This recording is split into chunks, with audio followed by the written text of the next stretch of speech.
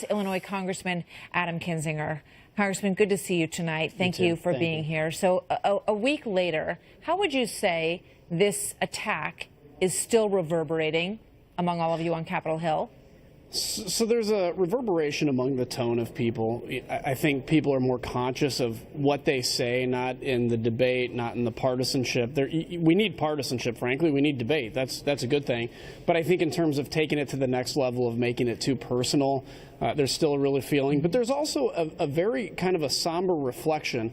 We had our meeting with the Republican conference yesterday morning, and we said some prayers, and we kind of reflected on what happened. We talked about Steve Scalise, and I think it's an understanding that, you know, a lot of the times we get channeled with what's going on in Washington, D.C., and we get focused on what the latest of the legislation is, but the understanding that at the end of the day we're all humans, and this is humanity.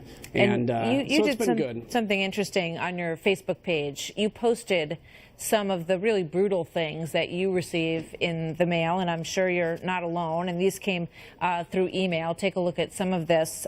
It says, "Too bad that you weren't on second base," and it goes on from there. And you did a collection of all of these. It says, "Now we are a family," and, you know, expletive, "You want someone to save," and more expletives. Why did you decide to put these all together on this page and put them on Facebook for everyone to look at? So as a Christian, I have a kind of a belief in a biblical principle that the best way to expose darkness is to show the light to it. And so I think in many cases, people look at our Facebook or their congressman or woman's Facebook, and you see what they post, but you don't see the comments and the things under it.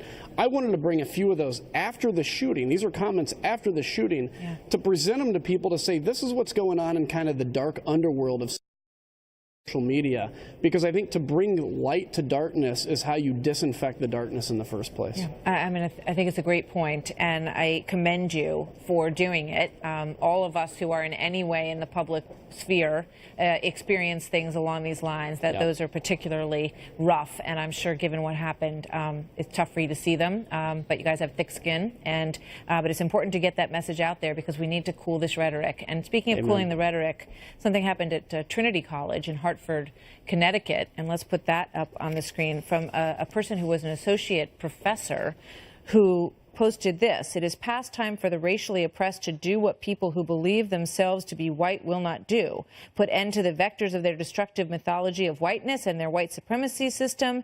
And then you can see the hashtag at the bottom there. They had to close the campus for a while, this coming from one of their associate professors. I mean, you know, it goes to your point. It does, and let me just say this. When it comes to violence, when it comes to, sometimes people look at the idea of revolution or civil war longingly. I've been to places torn up by civil war. I was in Liberia, a place where you have generations denied of opportunity because they fought themselves all over the Middle East.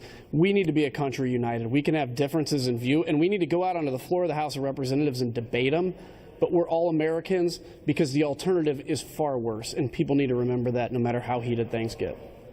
Adam Kinzinger, Congressman, thank you very much for sharing that message with us tonight. We appreciate it. I hope it gets spread all over Capitol Hill.